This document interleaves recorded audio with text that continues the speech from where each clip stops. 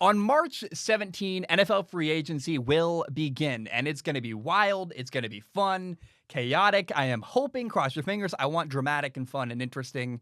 Now, the player I am most interested in is wide receiver Kenny Golladay. What team will Kenny Golladay end up on? That's the question. I cannot wait to find out. And this is a dude who has been buried for years in Detroit playing for the Lions. I am convinced if he did not play for Detroit and in Detroit, he'd be a household name. He'd be much more popular at the bare minimum. He'd be a guy you've heard of, you know a lot about. You'd be like, I can't wait to see where he's going. I mean, let me ask you, and I've watched Detroit Lions games. I don't watch everyone because I don't hate myself. But when's the last time you watched a Detroit Lions game? It's likely when you did, it was on a Thanksgiving Day. Kenny Golladay probably had a great game. But my point is, you don't watch a lot of Detroit Lions games. Nobody does, unless you're a Lions fan, and then you'd hate yourself. I'm kidding. I'm not trying to be too harsh. But my point is that Kenny Golladay is a very, very exciting playmaker. Now, he only played 5 games last year, had a hip and a hamstring injury. I've heard it suggested. I'm not trying to make a strong statement here. I want to be very, very clear. I have heard some people make the suggestion that it is possible. See how careful I was there? It was suggested that it was possible. So I'm not saying one way or the other. I've heard it's possible that he was avoiding playing injured. Like there are some injuries where you can play through. You're hurt, but you're like, I'm here. I'm going to do it.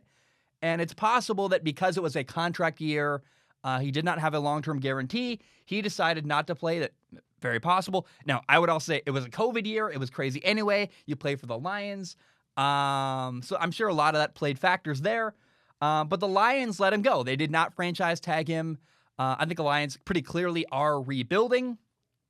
And I would imagine that Kenny Golladay, based on what he's done when you watch the film, he wants a big payday. He feels like it's deserved.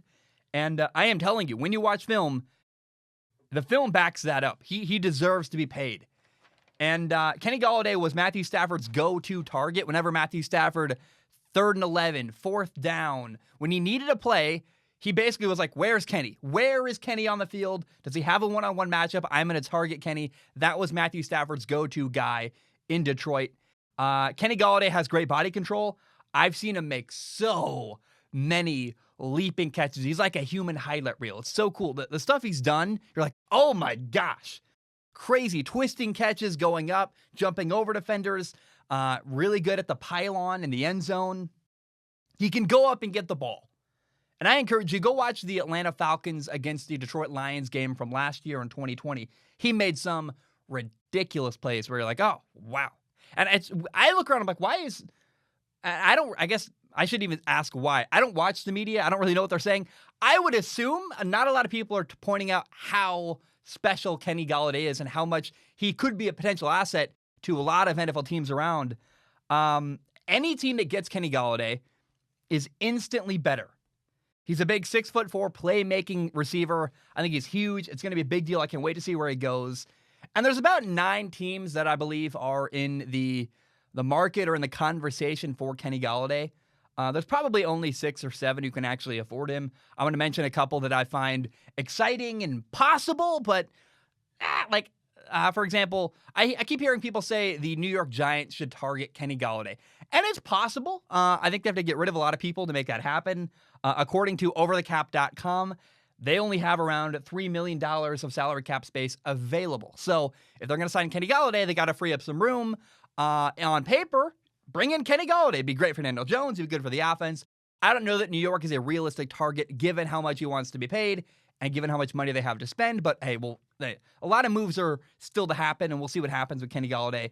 But here are the teams that I think should make a move for Kenny Golladay. The top 2 teams, in my opinion, are the New York Jets and the Jacksonville Jaguars. They have the most salary cap space available of any NFL team.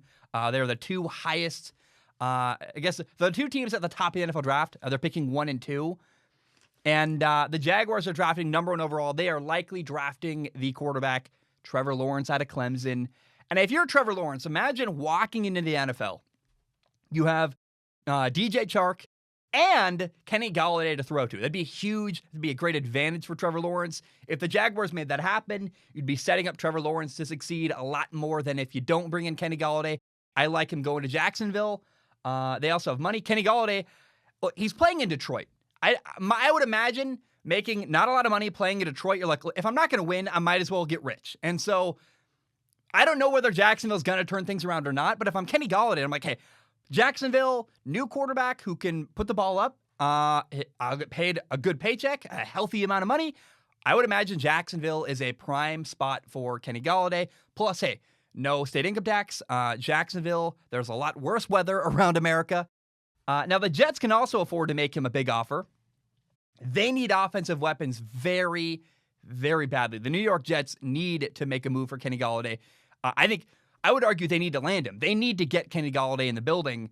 It's very likely the Jets are also bringing in a new quarterback. If you're Justin Fields or Zach Wilson or even if you trade for Deshaun Watson, right? Bringing in Kenny Golladay is good for your franchise, especially for a team like the Jets that don't have a lot of offensive weapons. At least the Jaguars have DJ Chark.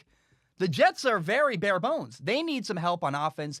Kenny Golladay would be huge for them. I feel like I'm saying his name a lot. I will say this. When I listen to radio, as a kid, I was a huge sports radio nerd.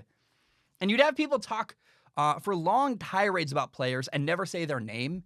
And I was always like, I would hate my listener to be like, who is he talking about again? So I might say a name a little bit too much, but there's a reason why. Like I listen to a video game podcast and they talk about these video games and like, oh, that sounds so cool. It's a first-person shooter. There's platforming and it's interesting. You're like, oh, and I get excited. I'm like, oh, wait, what was the game? And they never say the name of the game other than that one time at the beginning. And I always have to rewind and find the name of the game. So I do say Kenny Galladay's name a lot, probably in this topic, but I want to be clear. That's so you don't forget who I'm talking about. It's a little different if it's a YouTube video. You're clicking on it. You know it's about that. Now, the New England Patriots have the third most amount of salary cap room available in the NFL. They got a lot of money to spend. It seems like they're planning to make a bunch of big moves. That would be logical. Now, I cannot remember the last time the Patriots paid big money to a wide receiver, so I'm hesitant to predict the Patriots to make a move for Kenny Golladay. They just signed Cam Newton. You would think they want to bring him, get him some weapons and help him out, but I can't get a read on it. I can't really get a read on anything the Patriots are doing. It seems very confusing to me. But bringing in Golladay would be a huge move for them. And if I were the Patriots, I would make a move for the guy to get my quarterback some weapons because they badly need offensive weapons the same way the New York Jets do. I mean, I guess at least the Patriots have a Julian Edelman, I guess. But, man, they really do not have an outside threat at wide receiver. Bringing in a 6'4 wide receiver would make a huge impact there. Washington has over $38 million available. I don't know who their quarterback is going to be. That's a big question mark. They do have a receiver, Terry McLaurin, but pairing him with another big 6'4" receiver, that'd be huge. So they should make a move at Kenny Golladay. Washington should be in the mix, I hope. It's been reported that the Cincinnati Bengals have $42 million of salary cap space available to spend. So I think they should make a move and go get Joe Burrow, a receiver to help. But Kenny Golladay with T. Higgins and Joe Burrow, that'd be great. Now, historically, look, first of all, you support your young quarterback. If I am Cincinnati, I am spending money left and right to take care of my young franchise quarterback. Get him an offensive line, get him receivers. Like, there should not be a single reason on paper why my quarterback is not doing well. Unfortunately, historically, the Bengals do not like spending money on big-name free agents. They have very stingy ownership. I know that's Bengals fans are angry. Sorry, but they don't like doing that, so I don't know that they're a realistic target for Kenny Golladay. But if I'm them, I would absolutely make a move to try to get my quarterback, Joe Burrow, another receiver, another weapon to throw to. Now, the Dolphins have around $33 million available. And if they plan to keep Tua Tagovailoa as their starting quarterback, they need to get the guy help. They need to get him some weapons. They need to support Tua. And so I would love to see Miami land a big receiver. That'd be great. Kenny Golladay to Miami. Hey, it's another team in the state of Florida. No state income tax. They got money to pay you. If I'm Kenny Golladay, I'm like, Miami? Get rich? Maybe win some games? Doesn't sound too bad to me. And again, from Miami's perspective, if they're going to commit to Tua, which they may or may not, I keep hearing Deshaun Watson, Russell Wilson, they're going to make a trade. I have no idea what Miami's going to do at quarterback next year. But if they do keep Tua, they really have to bring in some weapons to help that guy out and give him a better opportunity to be successful as their starting quarterback. Now, the Colts have $46 million available. That's been reported of cap room. They're bringing in a new quarterback, Carson Wentz. Number one, you want to get Carson Wentz help. He's coming off a really bad season. I think with Frank Reich in Indianapolis, Carson Wentz is going to do a lot better than he did last year in Philadelphia. But also, not only do you want to get your quarterback help, the Colts have an opportunity right now where they're a very, very talented roster. And if the Carson Wentz experiment goes well, if Carson Wentz does return to form, starts playing at a high level, then the Colts are in a position where they could make a run at a Super Bowl. So if I'm the Colts, I would be trying to set myself up where if things go well, I'm ready to take advantage of that. So I think the Colts should spend money, go get a receiver, go get Kenny Golladay, make your franchise better, give yourself another helpful advantage towards winning a Super Bowl in Indianapolis. Again, the Colts are a very, very talented roster across the board. If Carson Wentz works out, they got to be ready to capitalize on that moment. And so having a big play receiver who can make gigantic plays down the sideline, downfield, helps anybody, but the Colts especially would really benefit from that. Now, I want to mention the Baltimore Ravens. Money's tight. It's been reported they have around $20 million right now available in salary cap space. Could change as they make some more cuts as the days go on. So that may not be enough room to sign Kenny Golladay. It's hard to get a read on it. But having him at receiver would really help the development of Lamar Jackson, the young quarterback in Baltimore. So if I'm Baltimore, I'm on the phone making calls, trying to make my team better to help support my quarterback. They got Hollywood Brown. Marquise Hollywood Brown has not appeared to be a true number one receiver in Baltimore.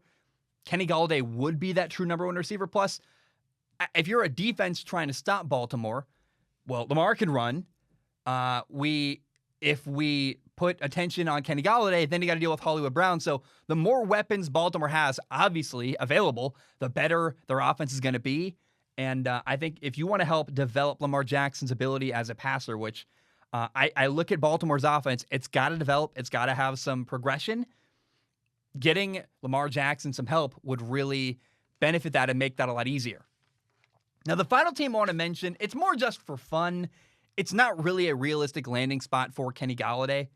But it's been reported the 49ers have just over $24 million available.